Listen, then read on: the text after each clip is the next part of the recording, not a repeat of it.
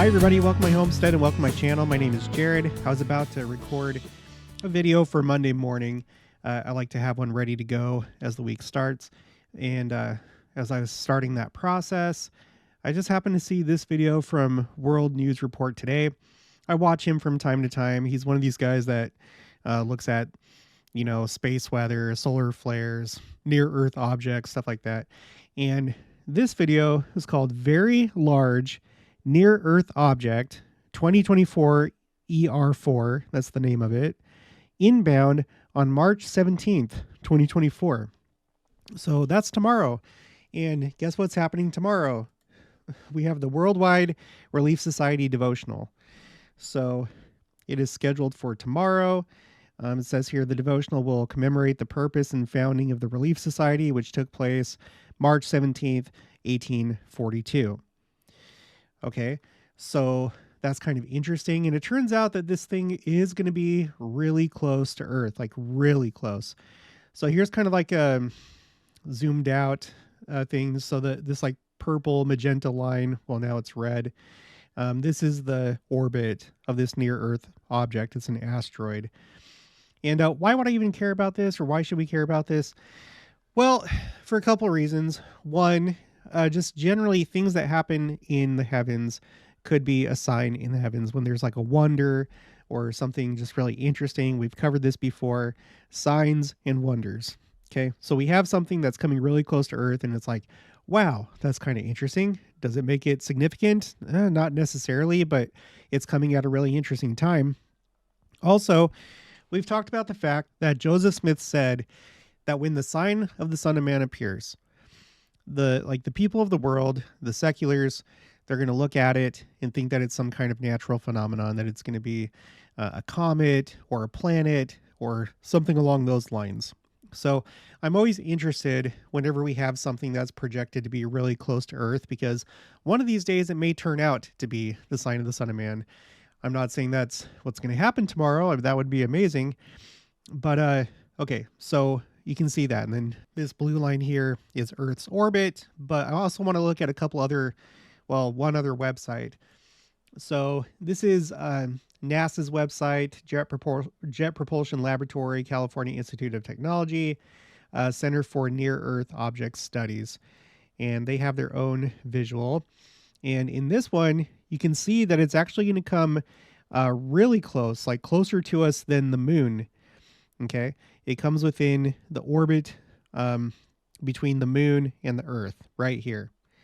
So that to me seems really close, but I have nothing really, or at least until I looked into it further, I didn't really have anything to compare that to. So I don't know how unusual that is, but I will show you. Okay, so they have this table that you can look at, and there's different things that you can search. So the default is near future, so within the next 60 days or 60 days in the past, future within a year, and future only. So what I did is I looked at this one. So first we'll look at the within the next 60 days. And here, I better zoom in. Here you can see the distance. This is in astronomical units.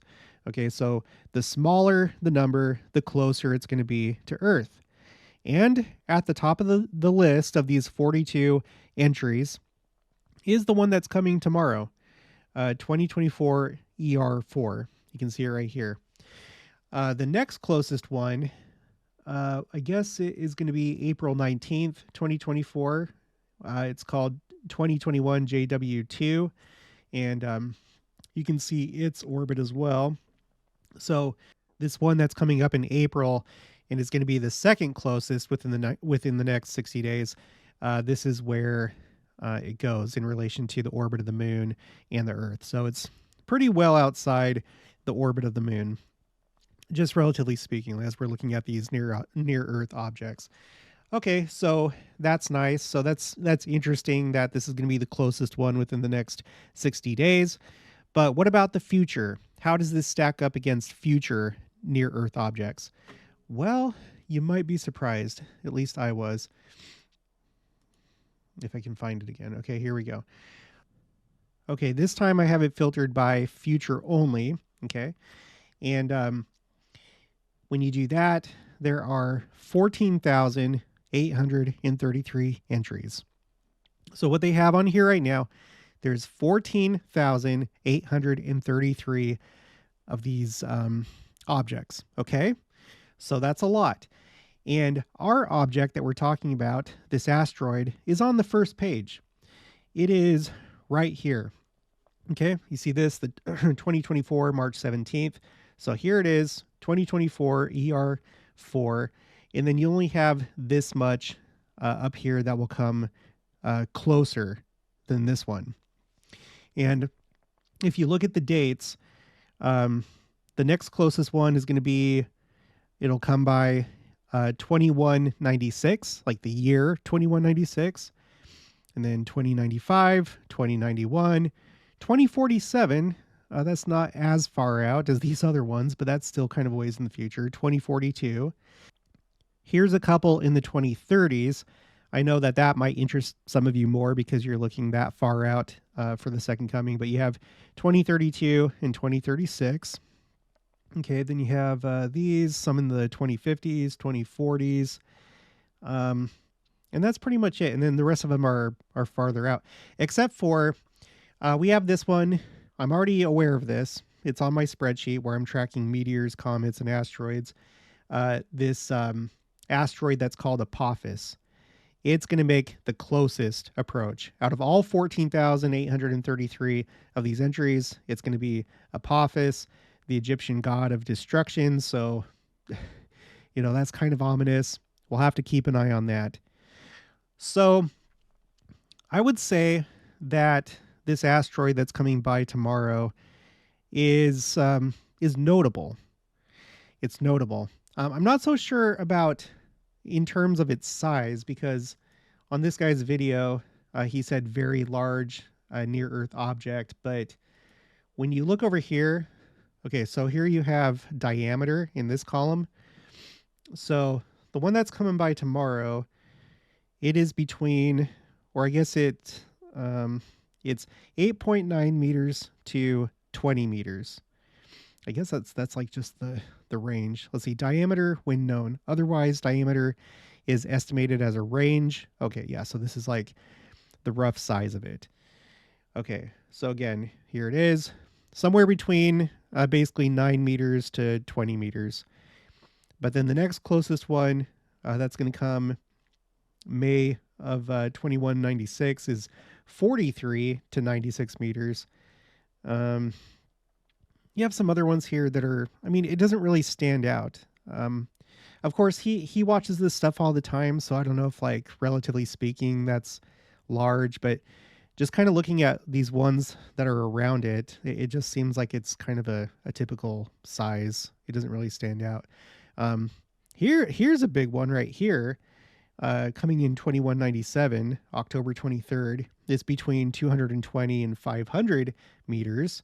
So that's pretty big. And then Apophis is, we're talking about more like, well, I don't know what that number is, but this is larger because we're talking about kilometers rather than meters in this case with Apophis. You also have this rarity number, and the way that works is the higher up the number, the more rare it is for an object of similar size to come that close to Earth. So you can see Apophis is a 6, and so far that's the highest that I've seen. Here's a 5 right here. The one that we're looking at for tomorrow, let me find that really quick again. Where is it? Here it is. It's a 1. So it's not a 0, but it's also not a 6. So it's like somewhat rare. Okay. And then I guess the last thing on theskylive.com, they'll tell you where it is in the sky if you want to like look for it. I guess if you have good enough equipment to spot this, then this shows you where it's at. And it says that it's currently in the constellation Lupus, and Lupus is the wolf. I don't know that I find any significance in that necessarily. If you do, feel free to put that in the comments below, the wolf. But anyway, there's just that for those of you that might be interested. Let's So I don't know. Whenever there's coincidence like this, and when I say coincidence, I mean two things happening at the same time that seems kind of unlikely. I take note. You know, let's just see how tomorrow goes, and I don't know, but I just thought I should let you guys know about this. So again, it's going to look something like this. This is what they're predicting. Um, there's actually another table. Where did it go? Right here, where under miscellaneous details for this asteroid has a condition code of 5. The range goes from 0 to 9, with 0 being good and 9 being highly uncertain. So I guess, 5 is, I don't know, it's pretty high. Well, it's kind of like in between. So it's somewhat uncertain. So this may not be entirely accurate here, but yeah, so this is going on. All right, well, that's going to be it for this one. So if you haven't already, please make sure to subscribe, like this video if you liked it, leave your thoughts and opinions down in the comments below. Also make sure to share it, and I'll talk to you guys later.